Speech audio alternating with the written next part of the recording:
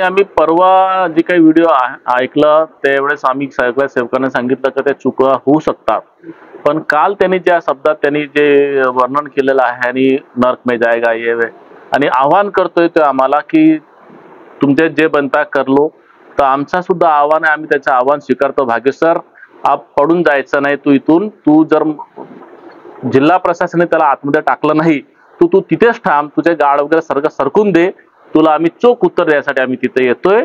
हे मानव धर्माचे सेवक शांत आहेत पण काहेर नाही आहेत, तुला उत्तर देण्यासाठी सक्षम आहेत.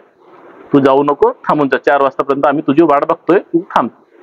नक्कीच त्याला उत्तर तो जसा म्हणतोय ना, एखाद्या संतांनी संतासारखं राहायला पाहिजे, एखाद्या प्रवचनकारांनी प्रवचन द्यायला पाहिजे ज्यातून समाजचा काहीतरी मिळेल.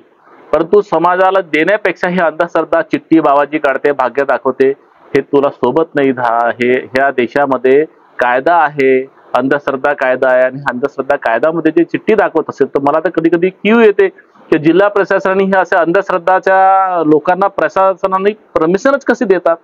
हे असल्या जे आपण प्रगतीशील देशाकडे चाललो, समोर चाललो, आपण देशाची महाशक्ती बनतोय, आणि हे एकीकडे दुसरीकडे हे असे जे थोथांड जे लोक आहेत ज्यांच्या जिभेवरती काही त्यांचं नियंत्रण नाही आहे, असल्या मूर्ख माणसांना पहिले तर तुरुंगात टाकायला पाहिजे.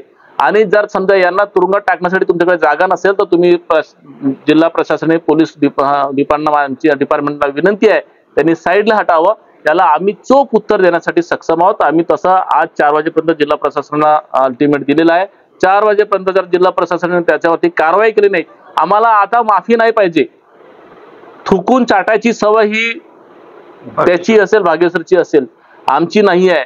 आता त्याला अटक करा, अटक नाही झाली तर तुम्ही आमच्या समोर सोडा, त्याच्यामध्ये किती पैलवानगिरी किती ताकद आहे त्याला आम्ही बघू, त्याला उत्तर किती कसं द्यायचं आम्हाला माहिती आहे. आम्ही 4 वाजेपर्यंत शांत पद्धतीनं, एकदम शांत पद्धतीनं, 4 वाजता तो जेलात मात्र पाहिजे.